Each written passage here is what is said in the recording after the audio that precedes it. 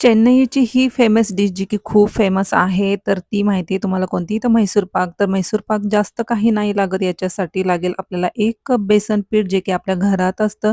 याच्या काही गाठी नको राहायला म्हणून हे घेतलेलं आहे बघा मी चाळून आणि त्याच्यानंतर मस्त असं ड्राय रोस्ट करायचं आहे. जोपर्यंत हे गोल्डन ब्राउन असं होत नाहीये आणि त्याच्यानंतर आपण याच्यासाठी ठेवत आहे साखरेचा पाक करायला. त्याच्यासाठी लागेल आपल्याला 1 कप साखर आणि 1 कपच पाणी या प्रमाणामध्ये मी पाक करत आहे आणि इथे लागणार आहे आपल्याला 1 कप तूप आणि ह्या 1 कप तुपामध्ये हे बेसन छान भाजून घ्यायचं आहे. इथे माझा पाक पण छान तयार झालेला आहे आणि त्याच्यानंतरनं हा पाक आपल्याला याच्यामध्ये ओतायचा आहे. आता गॅस बंद करून आपण ठेवूया हे मिश्रण थंड करण्यासाठी. थंड झाल्यानंतर हे थोडंसं घट्ट व्हायला सुरुवात होतं. तर काचेच्या बाउलमध्ये किंवा असं स्क्वेअरचं भांडं असेल तुमच्याकडे तर त्याच्यामध्ये हे ट्रान्सफर करायचं आहे आणि त्याच्यानंतरनं बघा हे सेट झालेलं आहे. तर तयार झालेला आहे सॉफ्ट, ईझी म्हैसूर पाक. Follow for more.